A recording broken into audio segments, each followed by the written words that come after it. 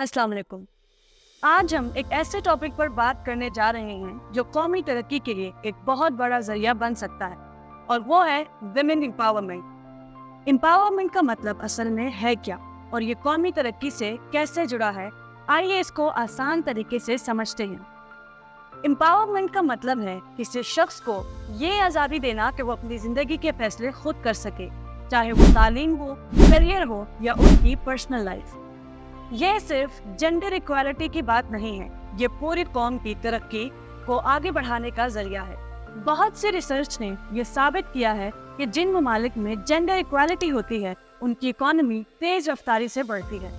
United Nations और world bank के मुताबिक खवातीन को एम्पावर करना प्रोडक्टिविटी में इजाफा करता है, इकोनॉमी को यूनिक बनाता है और कंट्री में ज्यादा आमदनी पैदा करता है। मसलन वर्ल्ड इकोनॉमिक फोरम के मुताबिक अगर दुनिया भर में जेंडर इक्वालिटी हासिल की जाए तो 2025 तक ग्लोबल जीडीपी में 28 ट्रिलियन डॉलर का इजाफा हो सकता है।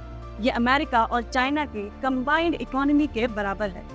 नॉर्वे और स्वीडन जैसे ममालिक को देखें जो जेंडर इक्वालिटी के हवाले से दुनिया में सबसे आगे है। ये ममालिक ह्यूमन डेवलपमेंट, हेल्थ केयर और तालीम में भी टॉप पर हैं। इनका एक अहम हिस्सा है खवातीन का लीडरशिप रोल्स में होना। नॉर्वे में कंपनी बोर्ड्स पर खवातीन का 40% कोटा है।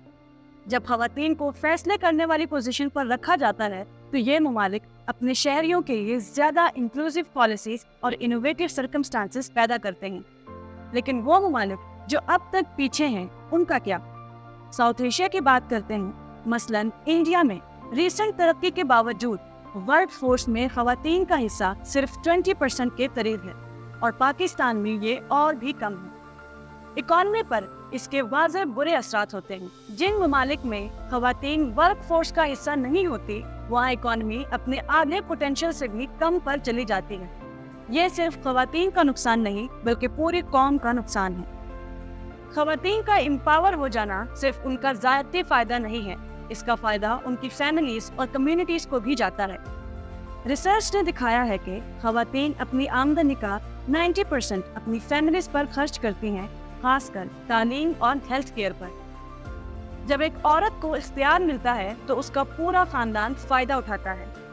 एक और शानदार एग्जाम्पल है रवांडा की, एक मुल्क जो 1990s में खौफनाक कत्लेआम के लिए जाना जाता था, लेकिन आज रवांडा दुनिया में सबसे ज्यादा खवातीन का पार्लियामेंट में हिस्सा रखता है, 60% से भी ज्यादा। इसका असर मुल्क की पॉलिसीज पर भी पड़ता है, जहां हेल्थ और तालीम जैसी चीजों पर जबरदस्त तब्दीलियां आई हैं। जब खवातीन को फैसले करने का इख्तियार मिलता है तो पूरा मुआशरा बेहतरी की तरफ जाता है। खवातीन सिर्फ सियासत में ही नहीं बल्कि एग्रीकल्चर और एंटरप्रेन्योरशिप जैसे फील्ड्स में भी अहम किरदार अदा कर रही हैं। मसलन अफ्रीका में एग्रीकल्चर वर्कफोर्स का 60 to 80% खवातीन पर मुश्तमिल है। अगर खवातीन किसानों को ज़मीन, कर्ज और रिसोर्सेज तक रसाई दी जाए तो फसल की पैदावार में 30% का इजाफा हो सकता है, जो भूख और गुर्बत को कम करने में मददगार हो। मलाला यूसुफजई की बात भी हो जाए, जब वो गर्ल्स एजुकेशन के लिए आवाज़ उठा रही थी तो उस पर हमला किया गया, लेकिन वो आज दुनिया भर के लिए एक सिंबल बन गई है। उसकी ये जंग सिर्फ उसके लिए नहीं थी, ये उन लाखों लड़कियों के लिए थी जो अभी भी तालीम से महरूम हैं।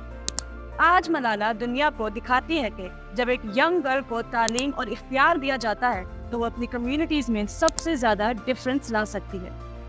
खवातीन के इख्तियार का असर सिर्फ इकोनॉमी तक महदूद नहीं है, सोशल और पॉलिटिकल फायदे भी हैं।